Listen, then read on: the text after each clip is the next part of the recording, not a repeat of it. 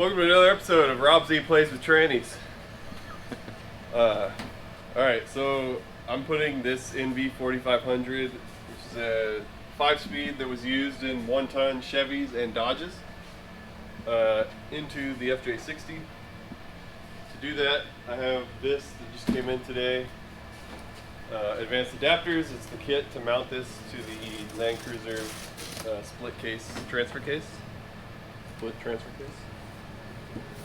So I'm going to pretend like I didn't open it already and open the other side of the box, because I heard that people like to watch shit being opened.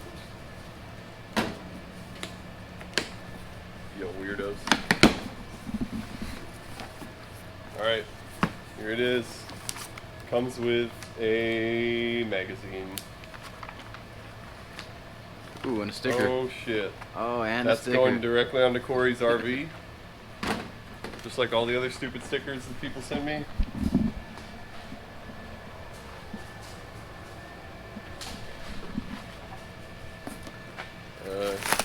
Yeah, so if you look down here, it's a casting that replaces this whole back section. And here it is. So there's, I don't know, the adapter in all its glory. So this should bolt up to the Toyota stuff, I guess. This will go on here. And the best thing about this is that this is actually 2 inches longer than my current H42 and Ranger Overdrive setup. And it's about that much shorter, so there's a small chance I won't really have to modify anything to make all this stuff work. Like the drive shafts is the thing that I'm most worried about, so that's awesome. This is actually working out great. Put it down. Let's see what else we got. Bunch of bolts and stuff. Spacer. Yeah, something. I don't know. I haven't read the instructions, so I have no idea what all this crap is for. Bearing. It's got a shaft, so I think I have to like replace the output shaft or something like that, or maybe the end. I don't know. We'll find out. And another bearing.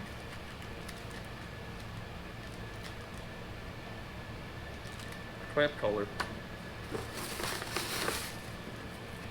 And lastly, the gasket kit. That's pretty cool. So you can powder coat it pink and stuff, and then put new gaskets on it.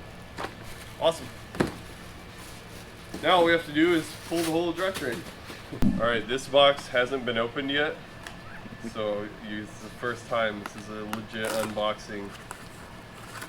Okay, so this is the factory throwout bearing for a 1997 1-ton Chevy pickup with a 350. It's pretty cool. So I used something like this when I did the 1UZ swap into the FJ40, but it was actually not this nice, and it rattles, and it was really expensive. This was like $17 or something stupid cheap, because it's Chevy parts, and it's kind of cool. It has this quick disconnect line. So what I will have to do is run a custom line. I'll probably take this into a hydraulic shop and have them do like a normal metric brake line attachment, so I can just plug this directly into the master cylinder, which is not politically correct. I realize the main cylinder. This is not a slave cylinder. This is a free cylinder, can do as it pleases. It's a hydraulic release cylinder. That's what the Brits call it. And it comes with these sweet little goodies. That's cool. I don't need that. I also got a clutch kit. This might actually be the first time I've opened this one. Comes with instructions. So yeah, it's got a clutch disc, big heavy duty one. This is for the same stuff. Comes with a pressure plate. This is, so I don't know if we've ever talked about the pilot bearings, but it's a bearing that goes inside your crankshaft. that this input shaft sticks into.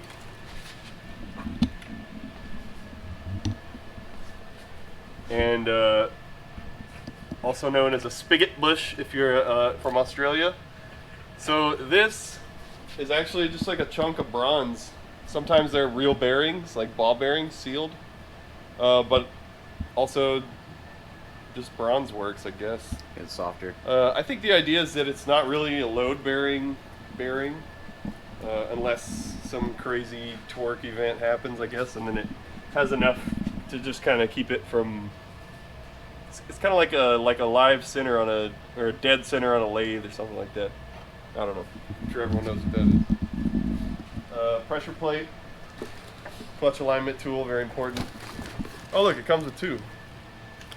It also has a needle bearing. So I guess you get to pick and choose? I don't know. Guess we'll find out. Well, so I'll probably just do whatever it already has in it. But my inclination is to go with the needle bearing. Yeah. Just because it's a real bearing, but maybe this might be a hardier choice because it cannot really fail, I guess. I don't know. Yeah, we'll find out. Probably just do whatever it has in there. It's got some purple lube. Robsy's favorite. We did get a sweet radiator cap for the RV today. But that's on the next episode. Yeah. Actually, that's on like probably 4 episodes ago. Radiator cap? Now that we're filming this. So we don't have a radiator cap for it, or what? Yeah, even though we bought like 3 radiators, they none of them didn't came come with a cap. So we had to buy it separately. So I'm gonna peruse these instructions and then probably tear them apart and then make a bunch of mistakes. We'll do it that way. A little follow-up on the RV. Last time, I think we left off where we were having trouble with the starter engaging with the flex plate. So what we did to, I guess, try to make sure that the starter wasn't the issue, Jack's 60 also has the same identical engine pretty much, I think. So what we did is we took the starter out of here, out of the 60, and this is it right here, and we compared them and they're identical. Like the teeth are, the gears are identical. You look at them, they're pretty much identical. So just to factor out that, you know, we don't have a bad starter for whatever reason, we know this one works. It's starting the 60. So we're going to put that one in the RV and see if we're having the same problem, or fingers crossed, see if it starts. And then we can determine from there, okay, we have a bad starter, or we just need a different starter. So before we buy a different starter, we're going to test it out with this and see what happens. Alright, we're going to see this new starter is going to do the trick. I heard it spinning. I think the battery's just dead. Yeah, the other one you didn't hear it spinning at all, right? It was just dunk, dunk, dunk. Battery might be dead. Might need to charge it. Yeah. Follow up in a little bit. Alright, so I read like 10% of the instructions. And basically you just got to take off this tail shaft housing, I guess. Once we get this off, we're going to cut a little bit off of this gear, or I'm sorry, the shaft, the output shaft. And then we just kind of reassemble it with the stuff they provided, and it should be pretty straightforward. Then I guess we'll clean the rest of the junk off. So Jack was going to get started on removing this part. There's a couple of bolts that are 12 point, and he doesn't have that. So what are you trying now? Yeah, that didn't work in a No, hurry. I just stripped it. I mean, it was already, it's not even close enough to strip it. It's Yeah. already, yeah, this is a 11 millimeter 6-point. So we already tried. Probably not the best. Probably not doing it right, but we tried some channel locks. Let's try this. That didn't work. Oh, it's 10. Never mind. I'm retarded. Seriously? So you had it? Yeah. We were just about to try these, what do you call this? Yeah. I don't know, Stripped, stripped rusty nut remover. yeah. We're just about to do that when Jack realized he just had the wrong size socket on it. That's pretty good. Yeah. What a nice surprise. Good thing we didn't ruin them. Not that we need them. I think the kit comes with all the bolts that are needed. But yeah, Jack's about to do some sketchiness right now. Yep. In lieu of a 3/8 breaker bar, one regular 3/8 socket, and He just said he doesn't have a one very large box wrench. Oh yeah. I'm probably gonna stand back because I don't know what's gonna happen.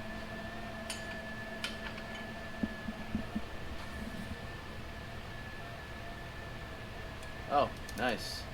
Oh, like butter.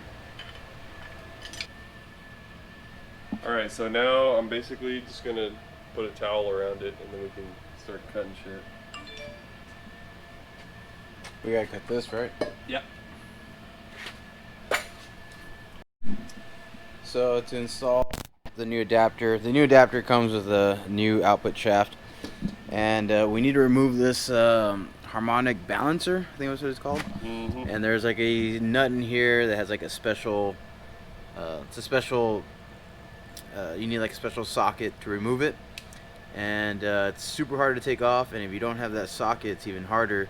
But one trick that they say is, so we're gonna drill a hole into this nut, and then drill a hole all the way through, and then use a chisel to kind of crack the nut in half, so we can be able to remove it. So that's what we're doing right now.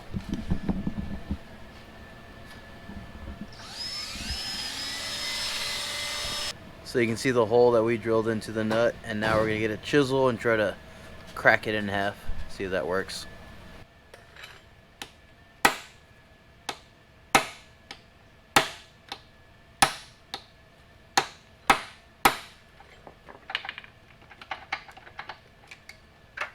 Yeah, broke it. I also drilled too far, but it's alright.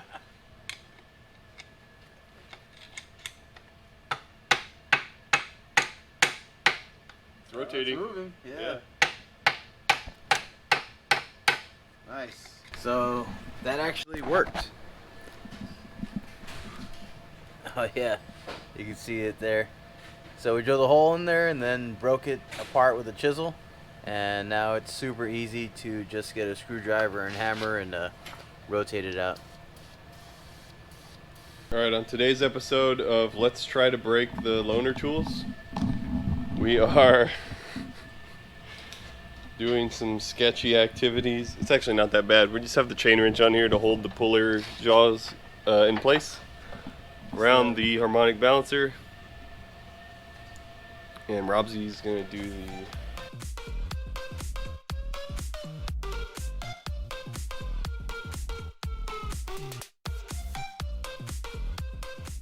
So the puller was a fail. Actually, what was happening,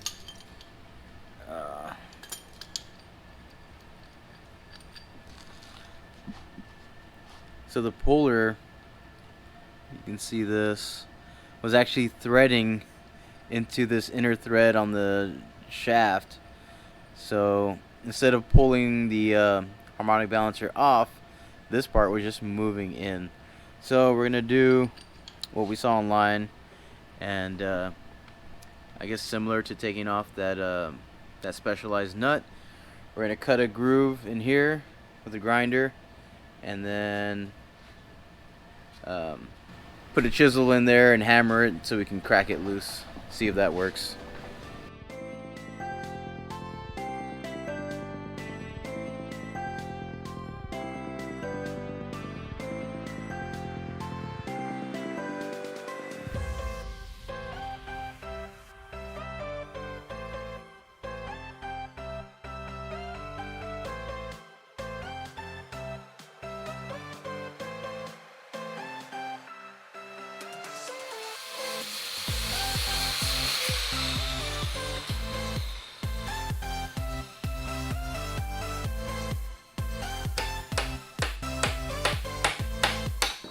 Nice.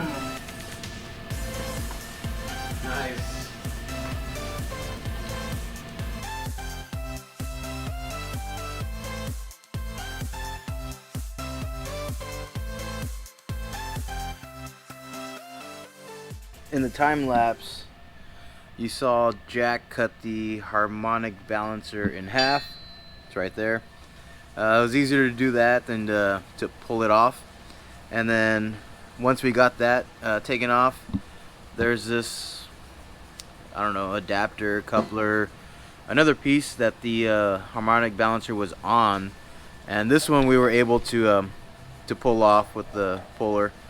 And now what we're thinking, let me show you.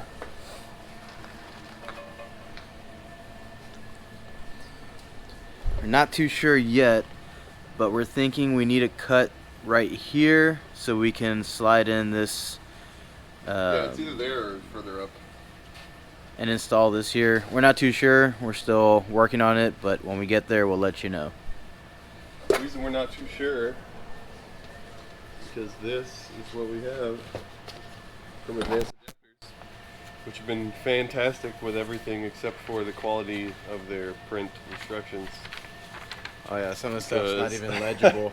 And then if you go to the website, it's literally this in PDF. So, I mean, I don't know. Figure it out though. It's not that complicated.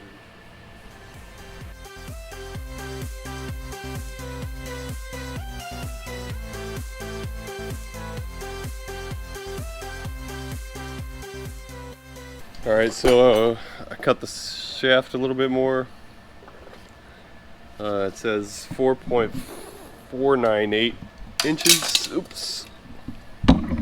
So I got my angle measurement, right angle, whatever ruler thing. It's not super precise, but that's about where you want to be. Maybe a little bit too much, but whatever. Anyways, so the next step is these collet thing. That's what it's called.